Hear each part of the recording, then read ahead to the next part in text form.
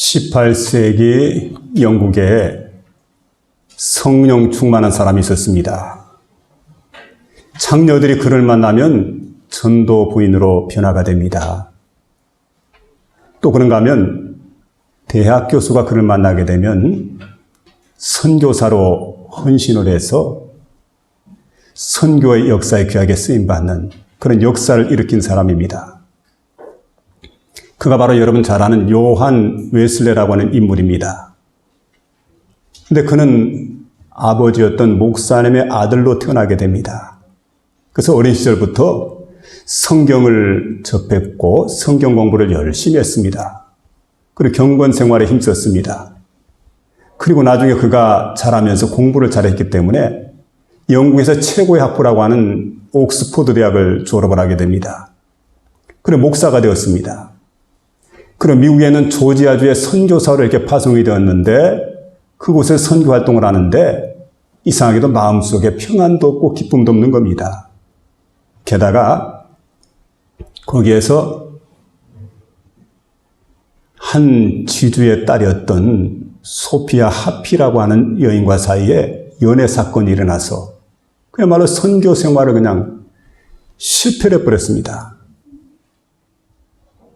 그런데 그가 외관적으로 자기 자신을 바라보게 될 때 그는 독실한 기독교 신자인데다가 설교도 곧잘 하게 되고 그리고 문제가 없을 때는 믿음이 좋은 사람처럼 보였는데 근데 문제가 생기게 될 때 더군다나 죽음의 그림자가 드리우게 될 때 그 앞에서는 그야말로 그 어두운 죽음의 그림자 앞에서 걷잡을 수 없는 자신의 영혼에 괴로워하는 모습을 바라다 보게 됩니다. 그리고 그는 일기장에 그렇게 쓰게 됩니다. 어찌하여 내게는 마치 사도 바울이 외쳤던 것처럼 내게 죽음도 유익한 것이라고. 그렇게 나는 고백할 수가 없고 그렇게 외칠 수가 없단 말인가. 그리고 이 죽음의 엄청난 고통 가운데서 누가 나를 건져낼 수 있을 것인가. 그는 괴로워하면서 이렇게 일기장에 기록을 하게 됩니다. 그런데 그는 선교 실패자가 돼서 1736년도에 배를 타고 고국 영국을 향해서 돌아오다가 그만 큰 풍랑을 만나게 됩니다. 이게 풍랑 가운데 있다 보니까 사색이 되고 죽음의 고통을 느끼게 되고 이대로 죽는가 보다 생각을 하고는 배 밑창에 내려가 보니까 그 배 밑창에 있는 사람들 가운데 한 무리의 그 모라비안 교도들이 모여가지고 기도회를 하고 있는데 얼마나 그들의 모습이 평안한지 기도하는 모습과 찬양하는 모습 보니까 죽음과는 전혀 상관이 없는 죽음을 초월하는 사람들로 자신의 모습과는 전혀 다른 자신도 하나님을 섬기고 하나님 믿고 선교사로 파송이 되어지게 되고 목사로 있었던 이런 사람인데 자신의 믿음보다 훨씬 그 사람들의 믿음이 좋아 보였고 그들의 마음속에는 내적인 평안이 임재했습니다. 아무리 봐도 이 사람들은 평온한 사람들. 그래서 그들을 바라면서 엄청난 충격을 받게 됩니다. 고국으로 돌아갔습니다. 2년의 세월이 지난 어느 날 한 모라비안 교도들 그들이 있죠. 경건에 참석을 했는데 하나님 말씀 로마서 1장 17절 하고 이제 외치게 되는데 인도자 외치는 소리를 들으면서 가슴이 뜨거워집니다. 그러면서 그 말씀이 이제 증거가 되게 될 때 여러분 로마서 1장 17절에 보니까 복음에는 하나님의 의가 나타나서 믿음으로 믿음에 이르게 하나니 기록된 바 오직 의인은 믿음으로 말미암아 살리라 함과 같으니라 하는 말씀을 듣는 그 순간에 그 말씀이 피수처럼 마음속에 꽂혔습니다. 그리고 그때부터 계속해서 기도를 하게 되는데 새벽 3시까지 기도를 하다가 그 자리에 모였던 사람이 목사가 7분입니다. 평신도가 60명입니다. 그 많은 사람들이 한꺼번에 성령에 취해서 다 쓰러지게 됩니다. 그때 그는 성령을 충만히 받게 됩니다. 흠뻑 성령에 취한 다음에 그의 인생은 완전히 변화가 되었습니다. 그는 성령의 불을 받고 난 다음에 마음속에 평안을 경험하게 됩니다. 그리고 주님께서 나와 함께 하신다 하는 그런 의식을 갖게 되니까 그의 마음은 담대해졌습니다. 그리고 세상을 바라볼 때 인간의 눈으로 세상을 바라봤던 과거와는 달리 이제는 세상을 바라볼 때 하나님의 눈을 가지고 세상을 바라보게 됩니다. 그러니까 사람들의 마음을 바라보니 얼마나 그들의 마음이 황무지인지 그 마음속에 하나님 복음을 전해야 되겠다는 간절한 열망이 불타오르게 됩니다. 이 복음을 전하지 않고는 견딜 수가 없습니다. 그래서 만나는 사람들에게 복음을 전했는데 놀랍게도 그때부터 자신이 복음을 전하는 대상들이 놀랍게 변화가 일어나게 돼요. 엄청난 변화 역사가 나타나게 되는데 여러분 창기와 같은 여인들이 변해서 전도하는 전도부인이 되어지게 되고 대학 교수가 사명을 깨닫게 되고 선교사로 헌신하게 되는 그 엄청난 일들이 이와 같은 일들이 계속해서 일어났다는 거지요. 여러분 하나님의 선교 역사를 바라볼 때 하나님의 역사를 바라보게 될 때 하나님의 사람들 특별히 성령 받은 사람들 통해서 하나님은 귀한 일들을 이루어 가시는 것을 우리가 보게 됩니다. 구약에 사사시대가 있습니다. 사사들이 통치했던 그 시대의 특징이 뭐냐면 이스라엘의 왕이 없으므로 사람들이 자기의 소견에 오른 대로 행하였더라. 이게 사사시대의 특징입니다. 그런데 여러분 그 사사들이 다스렸던 그 시대에 이스라엘 사람들이 하나님 떠납니다. 하나님 없이 생활합니다. 온갖 종류의 악을 다 범하게 됩니다. 그리고 나중에는 우상까지 섬기게 됩니다. 하나님이 진노하게 되지요. 그때 이방 족속들에게 그들을 넘깁니다. 그러면 이방인들이 침략을 해가지고 이방 민족들이 침략을 해가지고 이스라엘 백성을 괴롭히게 되는데 한 번은 미디안 족속들이 이스라엘을 침략하게 되는데 그야말로 뭐 얼마나 많은 사람들이 침략을 했던지 마치 메뚜기 떼처럼 많은 그런 사람들이 침략을 했습니다. 뭐 13만 5천 명 정도 되는 그 많은 태군들에게 침략을 해가지고 이 사람들이 침략하기만 하면 그냥 뭐 대충 지나가는 법이 없습니다. 곡식 농사를 지어가지고 수확할 때가 되면은 그 수확물을 다 취취해가지고 다 가져가는 거예요. 하나도 남김없이. 게다가 가축들, 새끼들까지 다 때를 그냥 몰아가 버리는 겁니다. 그러니까 한번 지나고 나면 남는 게 없죠.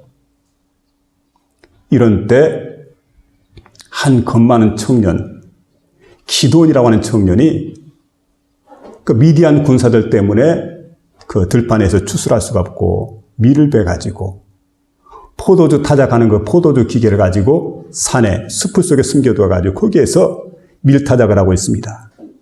이렇게 소심하고 겁 많던 사람인데 하나님은 그를 불러서 사사로 세우셨습니다. 그렇게 되었던 것은 이스라엘 백성들의 신음하는 소리를 하나님께서 들으셨기 때문에 그들을 불쌍히 여기셔서 하나님은 사사를 세우셨습니다. 그런데 여러분 그가 사사가 되는 그 순간에 하나님의 능력이 그에게 임합니다. 하나님의 신이 그에게 임합니다. 하나님의 지혜가 그에게 임하게 됩니다. 여러분 내 힘 가지고 내 능력 가지고 나라를 위해서 일하고 하면 할 수가 없죠. 근데 하나님께 쓰시는 사람에게 힘을 주시고 능력을 주시고 그리고 하나님의 신을 부어주시는 그래서 그 일을 감당해 나가는 겁니다. 이때 기드온은 나팔을 불게 됩니다. 주변에 사람들이 모이게 되는데 하나님은 사람들이 많다 해가지고 남아있는 300용사와 함께 바로 미디안 적진을 향해서 진격해 들어갑니다. 근데 놀랍게도 여러분 전쟁터에 나가게 될 때 우리가 전쟁하는 무기가 뭡니까? 고대인들은 칼이 있어야 됩니다. 창이 있어야 됩니다. 또 활이 있어야 됩니다. 근데 칼도 없고 창도 없고 활도 없고 이상하게 하나님께서 뭘 가지고 가라고 명령하시냐면은 항아리를 준비해라. 그리고 그 속에 횃불을 숨겨두어라. 그리고 또 한 가지는 나팔을 준비해라. 여러분 이건 전쟁하는 용도가 아니에요. 전쟁하는 무기가 아니란 말이에요. 이걸 가지고 지금 적군을 향해서 지금 들어가는데 그야말로 보모도당당하게 적군을 향해 진격해 들어갑니다. 그리고 들어가 보니까 적진에서 그 적군들이 전부 잠에 취해 있습니다. 그들을 애워쌉니다. 애워싸고 그리고 난 다음에 기드온이 신호를 보내게 되니까 일제히 와 하고 함성을 지르게 됩니다. 그리고는 항아리를 깨뜨리게 됩니다. 항아리 깨진 소리가 제법 크죠? 근데 그 소리가 들리면서 갑작스럽게 그 고함을 지르는데 들어보니까 하나님을 위하여, 기드온을 위하여 이게 슬로건입니다. 그리고 고함을 지르고 난 다음에 횃불을 막 돌리는데 잠자다가 이 미디안 군사들이 일어나 보니까 이게 무슨 도깨비불도 아니고 아닌 밤중에 말이죠. 갑작스럽게 막 항아리 깨지는 소리가 나더니 그 다음에 나팔 소리가 막 뚜뚜뚜 하고 울려 퍼지게 되는데 정신이 없는 거죠. 막 혼비백산해가지고 생각해보니까 이게 우리가 어디 홀렸는가 보다. 정신 차리지 못하고 있다가 주변에 있는 동료들을 믿지 못하는 겁니다. 동료들하고 막 도망치려고 하다가 엉키게 되니까 이 동료가 바로 동료가 아니고 막 대적이 되는 겁니다. 싸우고 서로 자기들끼리 찌르고 찔리고 이렇게 해서 자중질환을 일으켜서 손 하나 댈 필요가 없었습니다. 자기들끼리 스스로 죽고 죽여서 결국은 멸망을 당하게 되고 이스라엘이 대승을 거두고 그리고 나라를 구원하게 되는 그런 엄청난 역사가 일어났던 걸 보게 됩니다.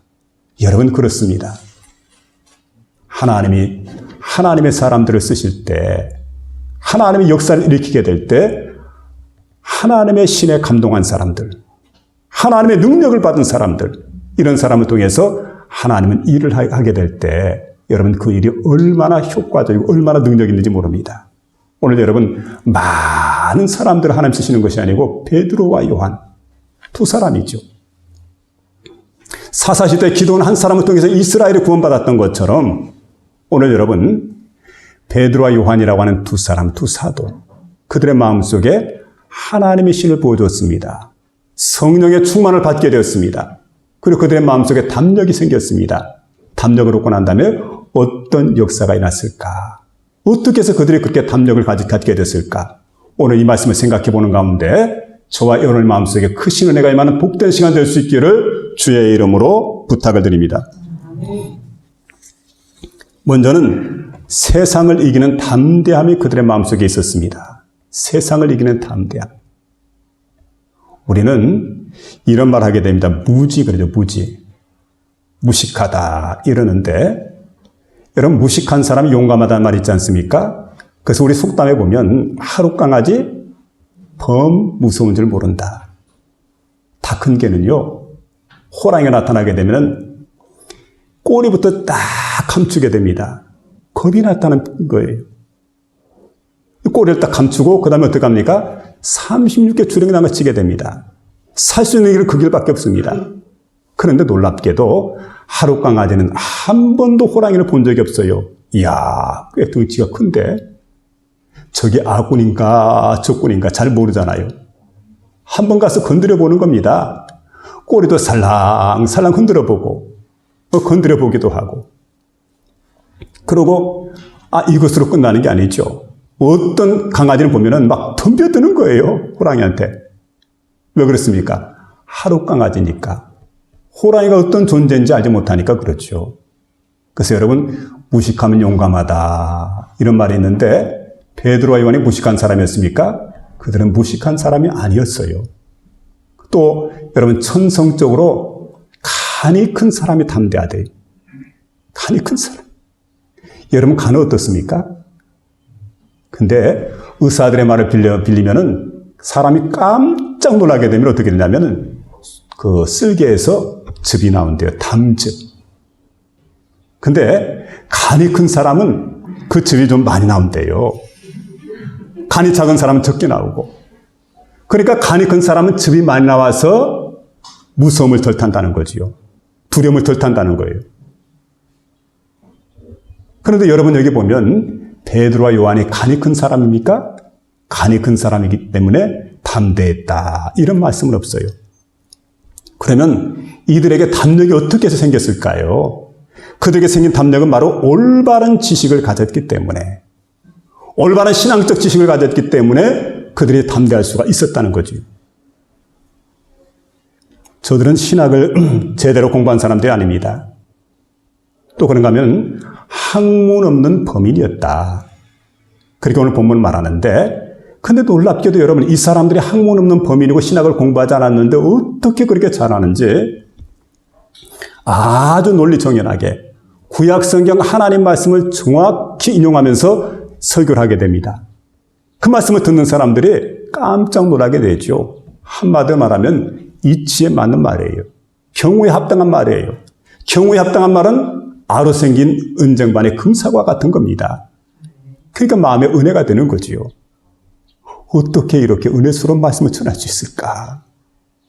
어떻게 이렇게 성경을 잘할 수가 있을까? 여러분, 그들은 하나님을 알았기 때문에 이런 일이 가능하지요. 하나님을 알게 되고 우주를 알게 되고 나를 알게 되고 진리를 알게 될 때 여러분, 두려운 마음이 사라지게 됩니다. 우리는 성경을 통해서 세상을 알게 됩니다. 성경을 통해서 세상을 알 뿐만 아니라 우리가 성경을 자세히 읽어보면은 그 성경을 통해서 죽음이 무엇인지 또 기록이 되어 있습니다. 이런 걸 알고 나면은 마음속에 두려움이 다 사라지게 되는 겁니다. 또 여러분, 말씀이 우리를 담대하게 만듭니다. 그런가 하면 우리가 진리를 깨달을 때 진리 안에 우리 마음속에 담대한 마음이 생기게 되는 것을 경험할 수가 있습니다. 현대인에게 가장 큰 고통이 뭘까요? 가장 큰 고통은 아무래도 두려워하는 마음입니다. 사고가 날까? 질병이 찾아올까? 거기에 대해 두려워하는 마음이 있습니다. 또 내가 지금 하고 있는 사업이 부도가 나진 않을까? 불확실한 미래 때문에 두려워하는 그런 마음들이 또 있습니다. 아, 지금 우리 가정이 행복한데 이대로 됐으면 얼마나 좋을까? 혹시라도 무슨 사고가 일어나진 않을까? 불행한 가정이 되진 않을까? 이런 마음을 갖다 보니까 마음속에 두려워하는 그런 마음이 생깁니다. 여러분, 그럴 때마다 우리가 주님을 믿는 마음이 중요하지요. 그래서 주님께서 하시는 말씀이 공중에 나는 새를 보라. 여러분, 참새 한 마리가 아사리온에 팔려가는 것, 뭐 얼마 안 되죠. 아주 싼 가격에 팔려가는 것.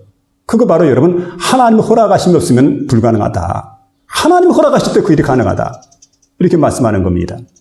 근데 여러분, 하늘에 있는 참새 한 마리도 하나님께서 먹이시거든 하물며 너희가 먹는 문제 하나님께서 책임져 주시지 않겠느냐. 또 들에 있는 풀도 하나님께서 입혀주시거든 하물며 너희 입는 것을 하나님 책임져 주시지 않겠느냐. 너희는 염려하지 말라. 두려워하지 말라. 여러분, 왜 염려하고 두려워합니까? 바로 이 사실을 모르기 때문에.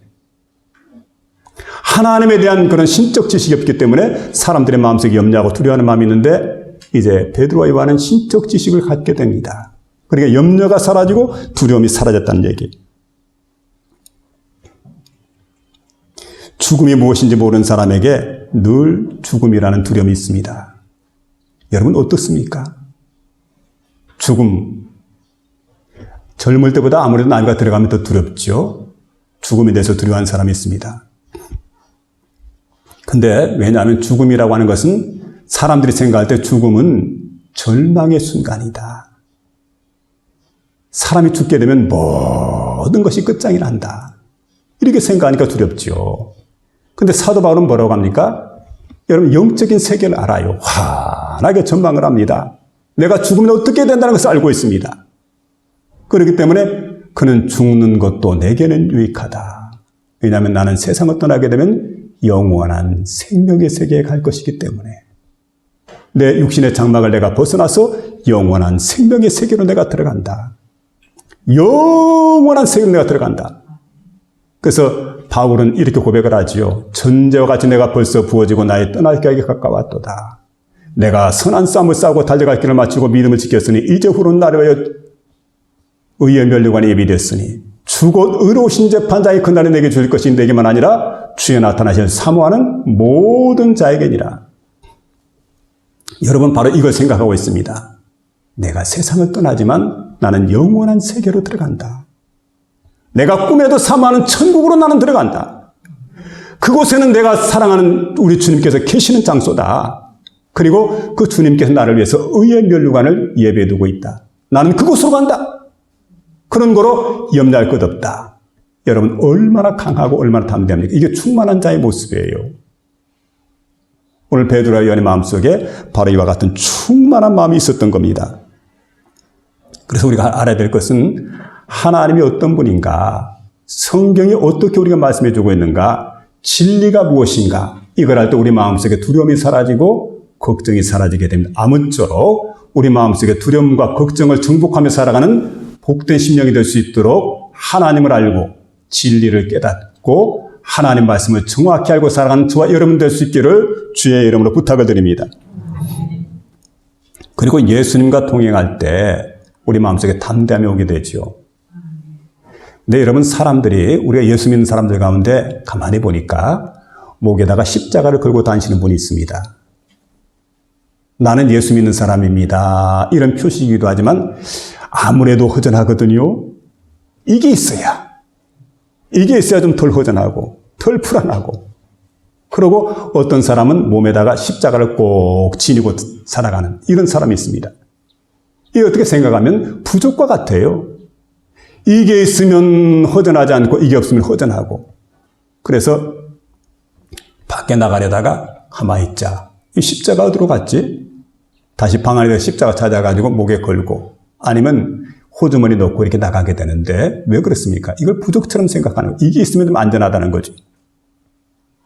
여러분, 그게 동행이 아닙니다. 베드로가 주님과 동행했지 않습니까? 3년 동안. 그래서 함께 같이 지내게 되고 함께 잠을 자게 됩니다. 함께 식사를 하게 됩니다. 그러니까 3년 동안 같이 이렇게 지내게 되는데, 놀랍게도 여러분, 3년 동안 같이 지냈는데도 불구하고 예수님을 모른다고, 그 예수님을 모른다고 3번씩이나 부인하게 되고, 그리고 저주까지 하게 돼요. 그랬던 베드로가 여러분, 오늘 이게 보니까 강하고 담대하게 하나님 말씀을 선포하는 설교자가 되어졌습니다. 누구에게요? 바로 예수님을 대적했던 산헤드린 회원들 앞에서. 어떻게 사람이 이렇게 180도 바뀌었습니까? 어떻게 사람이 이렇게 180도 변화가 되었습니까? 그는 부활하신 예수님을 만났습니다. 부활하신 예수님을 내 마음속에 모셨습니다. 그리고 살아계신 그 예수님과 언제나 함께하는 동행의 삶을 살았습니다. 그렇기 때문에 그가 강하고 담대할 수가 있었다는 사실이죠. 여러분, 이게 중요합니다. 우리 삶 속에 그냥 내가 머리로만 아는 그런 주님이 아닙니다. 3년 동안 옆에 있고 같이 함께 생활한다 할지라도, 여러분, 항상 그분과 그 곁에서 가까이 지낸다 할지라도, 여러분, 그분을 모른다고 부인했던 제자들이었지만, 부활하신 예수님 만나고 그분을 마음속에 영접해드리고 그분과 동행하는 그 삶을 살기 시작하면서부터 그들의 생활이 완전히 변화가 되었다는 거지요. 다시금 여러분, 그런 예수님을 여러분의 삶 속에 영접하고 살아가시길 바랍니다. 성령 역사를 통해서 그분과 늘 동행하며 살아가면서 언제나 이 어려운 세상을 믿음으로 승리하며 살아가는 복된 심령이 될 수 있기를 주의 이름으로 부탁을 드립니다. 그 다음 3번째는 여기 보니까 믿음의 체험이 있을 때, 그때 우리가 여러분 두려움을 이길 수가 있어요. 여기 14절 보니까 또 병난 사람들과 함께 섰는 것을 보고 비난할 말이 없는지라, 이렇게 말씀해 주고 있는데, 사도 베드로가 예수님과 함께 다니다 보니까 온갖 종류의 병 고치는 것을 다 체험을 합니다. 소경의 눈을 뜨게 만들고, 안전뱅이를 이렇게 세우게 되고, 문둥병자를 깨끗이 고쳐주시고, 귀머거리 귀가 열리게 되고, 죽은 자가 다시 살아나게 되고, 가난한 자에게 복음이 증거되고, 여러분, 이런 놀라운 역사를 갖다 경험하게 되는데 어떻게 이런 일이 가능할까? 여러분, 생각하면서 예수님께서 일으킨 그런 놀라운 기적을 보면서 감탄합니다. 감탄이. 참 대단하다.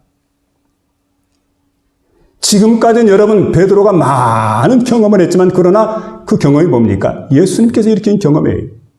남의 다리 긁는 격이죠. 다른 사람이 이야기하면 참 좋다, 잘한다, 이러고 끝나는 거죠. 그런데 지금 베드로가 확실한 믿음을 체험하게 됩니다. 성전 미문에 있는 안전뱅이에게 이렇게 얘기를 하게 되죠. 은과 금은 내게 없거니와 내게 있는 것을 내게 주노니, 내게 있는 이것을 내게 주노니 곧 나사렛 예수 그리스도의 이름으로 일어나 걸어라. 그리고 오른손을 잡아 일으키게 될 때 이 안전뱅이가 벌떡 일어나게 되는, 세상에 이런 일이 어떻게 가능합니까? 이 체험을 하고 난 다음에 이제는 여러분 남의 이야기가 아니에요. 바로 이 사건은 자신의 사건이 되는 겁니다.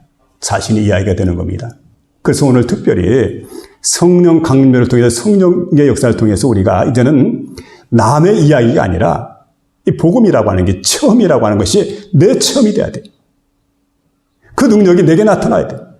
그 역사가 내게 나타나야 돼. 이런 놀라운 역사가 저와 여러분 모두에게 나서 강하고 담대하게 살아갈 수 있기를 주의 이름으로 부탁을 드립니다. 두 번째는 하나님 앞에 서 있다는 고백을 하게 되는데 성령 충만한 자의 의식은 하나님 앞에 있다는 겁니다. 베드로와 요한이 하나님 앞에서 너희 말 듣는 것이 하나님 말씀 듣는 것보다 옳은지 너희가 판단해봐라. 우리는 보고 들은 것을 말하지 않을 수 없노라. 우리가 지금 하나님 앞에 서 있다는 거죠. 저들 눈앞에 누가 있습니까? 산헤드린 공회원 71명입니다. 자, 이 70명의 산헤드린 공회원들이 질비하게 쫙 앉아서 서슬퍼런 눈으로 그들 갖다 살피고 있습니다. 여차하면 모든 제자들 갖다 몰살시켜버리고 예수님의 제자들을 하나도 남김없이 다 몰살하려고 하는, 그리고 예수님을 십자가에 못 박아 죽였던, 그뿐만 아니죠. 예수님의 제자를 닥친 대로 죽이려고 하는 이런 사람들 앞에 있었는데, 그런데도 불구하고 베드로와 요한이 그들 앞에 담대히 복음 증거할 수 있었던 이유가 어디 있습니까? 그들은 하나님 앞에서라는 그런 신앙 고백이 있습니다. 하나님 앞에서. 우리가 여러분, 하나님을 무서워하는 사람은 세상이 두렵지 않습니다. 세상이 두려운 사람은 하나님이 무섭지 않죠. 막 하나님 앞에 함부로 살아가지요. 하나님을 두렵게 여기니까 세상 눈에 보이는 게 전혀 무섭지 않더라는 거예요. 그 세력이 어떤 세력이든 간에 전혀 두렵지 않는 거예요. 그래서 여러분, 그들은 담대할 수가 있었습니다. 잘 아신 대로 말틴 루터가 종교 개혁을 일으키게 되는데 한참 개혁운동을 하게 될 때 보름스 국회로부터 소환장이 왔습니다. 그런데 보름스 국회를 지금 장에 들어가고 있는데 그 보름스 국회에서 여러분 생사권을 쥐고 있습니다. 그러니까 국회에 가서 대답하면 잘못하게 되면 자신의 생명이 왔다 갔다 하는 그런 순간입니다. 근데 그는 두려워하지 않습니다. 그리고 국회 앞에 딱 서게 될 때, 오 갓, here I stand. 오 하나님, 내가 하나님 앞에 섰나이다. 여러분, 지금 이 순간에 사람을 바라보지 않습니다. 하늘에 계신 하나님을 바라봅니다. 오 하나님, 나 하나님 앞에 서 있습니다. 그리고 하나님을 바라보는 그 순간 그에게 용기가 생기게 됩니다. 그는 이렇게 고백을 하게 되죠. 이 보름스 국회에 있는 기와장이, 기와장 숫자 얼마나 많습니까? 이 기와장 숫자만큼 많은 마귀 사탄이 있다 할지라도 나는 담대하게 들어가리라. 그리고는 찬송을 부르게 됩니다. 자신이 작지작곡한 믿는 사람들은 군병 같으니 앞에 가신 주를 따라갑시다 하는 찬송을 부르면서 그는 봉오도 당당하게 보름스 국회를 향해 들어가는 거예요. 여러분, 그리고 거기에서 재판을 받게 됩니다. 그는 두려워하지 않았습니다. 겁을 내지 않았습니다. 왜 그렇게 일이 가능했습니까? 하나님 앞에 있었기 때문에. 하나님 앞에서. 여러분 잘 아는 스데반이 순교할 때 헬라파 유대인들이 얼마 전까지는 동료로 있던 자들입니다. 이들이 돌멩이를 들어서 스데반을 향해서 일제히 날리게 됩니다. 근데 돌에 맞으면서 이렇게 죽어가면서 이를 바득바득 갈고, 그리고 그 원수들 향해서 눈을 흘기고 그들을 쳐다보고, 이러면 큰 시험에 들지요. 근데 그렇게 그들을 쳐다보지 않습니다. 돌에 맞아 지금 쓰러져서 죽어가는 중에 그들을 바라보는 게 아니고 하늘을 바라보게 됩니다. 하늘을 바라봅니다.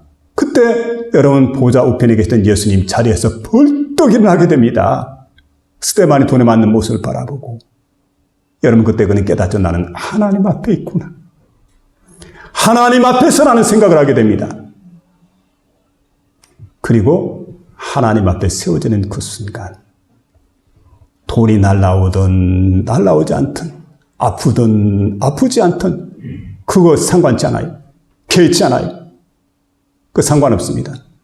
오로지 하나님만 바라봅니다. 오로지 주님만 바라봅니다. 그리고 얼굴이 환해지게 됩니다. 여러분, 미래의 세계가 열려지기 때문에 앞으로 세계, 영원한 세계가 환하게 여러분이 이제 열려지기 때문에 그 세계를 전망하면서 얼굴이 환해지는 여러분 스데반의 모습을 우리가 볼 수가 있습니다. 그래서 특별히 우리가 하나님 앞에 서 있을 때 이 모든 두려움으로부터, 모든 고통으로부터 우리가 담대하게 이겨나갈 수가 있습니다. 이와 같은 복된 심령 될 수 있기를 주의 이름으로 부탁을 드립니다. 마지막 세 번째는 하나님의 은혜에 감사하며 살아간다는 것을 여기서 볼 수가 있는데, 베드로의 용기가 참 감사합니다. 가상합니다. 베드로의 용기가 참 가상하죠. 불과 며칠 전까지만 해도 십자가에 못 박혀 돌아가신 예수님, 그 예수님을 모른다고 3번씩이나 이렇게 부인했는데, 대적들이 이제 베드로에 대해서 다 알아요. 아, 저게 예수의 수제자라면서, 그러고 예수가 십자가에 못 박혀 죽을 때 도망간 자, 바로 그 자이지. 여러분, 그러니까 베드로에 대해서 과거를 다 알고 있습니다. 대적들이. 또 그뿐만 아니죠. 불황무시한까지 알고 있습니다. 어부였던 것도 알고 있습니다. 그리고 형편없는 인간이었다는 사실도 알고 있습니다. 근데 베드로는 지금 이 시간에 그 모든 걸로부터 출애굽을 했습니다. 여기에 새로운 용기가 있습니다. 지난날에 내가 누구라 해도 상관이 없습니다. 지난날 깨끗이 지워버리고 오직 주님이 나를 쓰신다. 주님이 나와 함께 하신다. 그것만 가지고 지금 역사하고 있습니다. 성령 충만한 사람이었기 때문에 이런 일이 가능했습니다. 우리 여러분, 찬송가 66장이 다 감사드리세 하는 찬송인데, 마틴 링카르트라고 하는 목사님이 작시한 곡입니다. 그가 사역을 했을 때 구라파에 17세기인데 흑사병이 돌았습니다. 잘 아시죠? 막 흑사병이 다 번져나가게 되니까 수많은 사람들이 죽게 되는데, 자관 한 3분의 1 정도의 구라파 사람들이 죽어나갔으니까 정말 많은 사람이 죽었죠. 근데 그때 하루에도 50건 정도의 장례식을 치르게 됩니다. 그런데 자기의 사랑하는 아들이 세상을 떠났습니다. 그리고 난 다음에 그가 작시했던 노래가 바로 다 감사드리세 하는 노래입니다. 여러분 어떻게 생각합니까? 이런 상황 가운데 원망하고 불평하는 사람은 불신자입니다.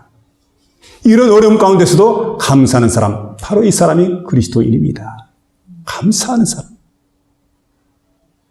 우리는 죽음을 넘어서 영원한 세계를 전망하고 있습니다. 그렇기 때문에 우리는 감사할 수가 있습니다. 우리 주님께서 부활하신 것처럼 우리도 부활하신다는 사실을 우리는 믿고 살아갑니다. 그렇기 때문에 언제든 우리는 감사할 수 있습니다. 그리고 천국을 지향하고 있기 때문에 만족한 감사를 할 수가 있습니다. 그는 죽음을 초월했습니다. 그러니까 예수 믿는 사람은 어떤 일에도 두 가지 걱정해서는 안 됩니다. 하나는 죽을까 하는 걱정입니다. 또 하나는